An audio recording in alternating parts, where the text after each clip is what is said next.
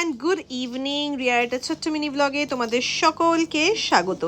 আজকে সন্ধেবেলা অনেক দিন পর আমার বন্ধুর সাথে দেখা করতে যাচ্ছি। বন্ধু মানে সেলিব্রিটি বন্ধু আর কি।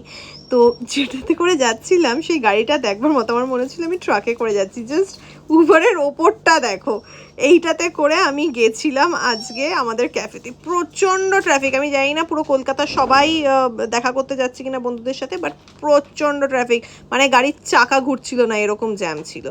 এসে গেছি মুফাসা। অ্যান্ড আমার বন্ধু, কারণ সে সেলিব্রিটি, সে টাইমে এসে উপস্থিত হতে পারেননি। অফকোর্স আমাকে 3-4 বার টাইমিং দিয়েছেন, কিন্তু সেটাতেও সে উপস্থিত হতে পারেনি। আমি লেট করেছি তাও না, ভেতরটা ভীষণ সুন্দর ক্যাফের।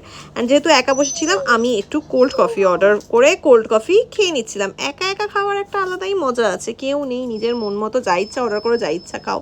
এখানে ছিল ফিশ ফিঙ্গার, তো ফিশ ফিঙ্গার অর্ডার করে আমি একটুখানি ফিশ ফিঙ্গার খেয়ে নিয়েছিলাম। এসে গেছে আমার বন্ধু, সে তার ফোন নিয়ে, তার ফ্ল্যাশ লাইট নিয়ে কিছু একটা করার চেষ্টা করছে, আমি জানি না কি, বাট হ্যাঁ ট্রাই করছিল। অ্যান্ড আর তার সাথে আছে হোয়াটসঅ্যাপ, এটা কি ব্লগে যাচ্ছে? Yes, hello, shop from elegance by Riya. সব কিছুতে প্রমোশন করছে। যাক, বেচারা অনেকক্ষণ ওয়েট করার পর আমাকে ক্যাবে তুলে দিয়েছিল। 11টা বেজে গেছে অ্যান্ড আমাদের গল্প শুরু হওয়ার পর শেষ হয় না। তো হ্যাঁ, এবারে on the way back to home, because মা তো চিন্তা করছে।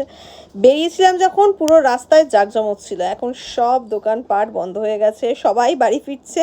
হ্যাঁ, আমিও বাড়ি ফিরছি অফকোর্স।